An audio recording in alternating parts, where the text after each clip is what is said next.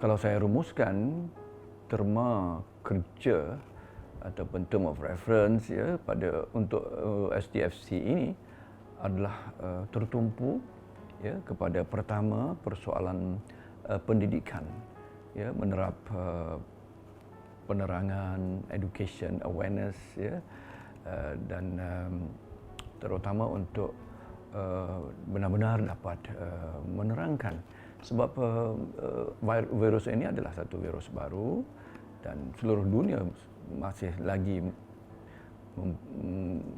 menekuni segalanya tentang virus hari ini dinamakan sebagai SARS-CoV dan penyakitnya COVID-19 ya. Jadi masih banyak yang belum kita kenal pasti.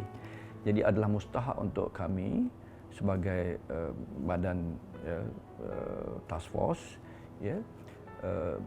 memberikan input yang setepatnya dan terkini kepada kerajaan negeri dan langsung membawa ke pengetahuan badan-badan penguatkuasa seumpama unit pengurusan bencana Selangor dan juga kepada agensi-agensi kesihatan yang lain seumpama Selcare dan yang lain.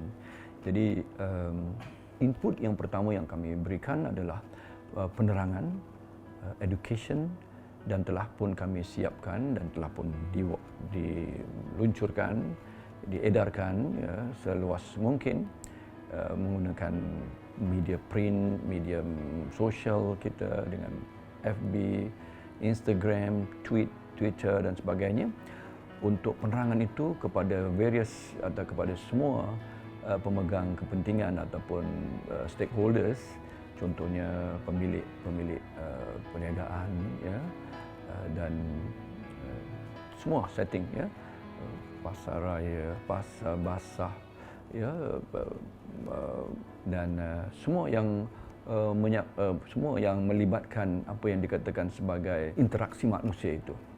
Dan itu adalah pertama peranan pendidikan, penjelasan, penerangan, pencerahan. Kita sehingga hari ini kita masih lagi melakukan sedemikian untuk benar-benar dapat membantu kerajaan persekutuan supaya rakyat di negeri Selangor akan berbekal dengan maklumat.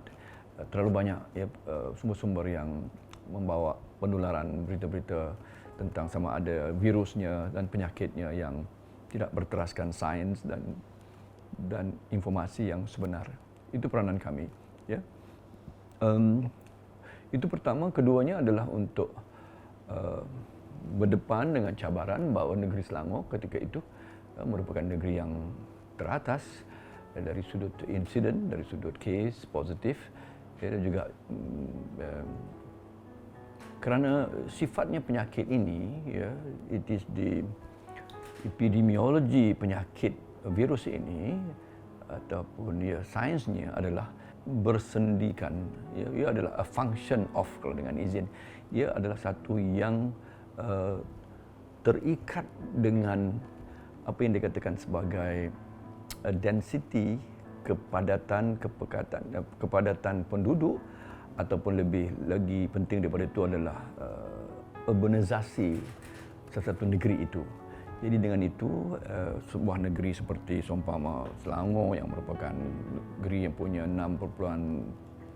hampir 6.4 atau 5 juta penduduk dan urbanisasi, industri, pengangkutan, semua setting berbeza dengan luar bandar, pinggir bandar yang akan melibatkan manusia berinteraksi, dan penyakit ini transmisinya itu adalah interaksi. Dan pastinya Selangor yang punya penduduk yang antara yang tertinggi at 6.4 juta, 64 juta lebih, akan menjadi negeri yang secara tabiinya mempunyai paling tinggi incidence. Itu yang menjadi cabaran bagi kami dalam konteks hari ini. Perintah Kawalan Pergerakan, maka dengan kata lain memastikan bahawa cadangan-cadangan dan pandangan-pandangan kami itu terutama dalam menangani red zone. Satu ketika itu ada 6 red zone ya, dari 6 daerah itu ia merupakan cabaran yang begitu besar bagi kami.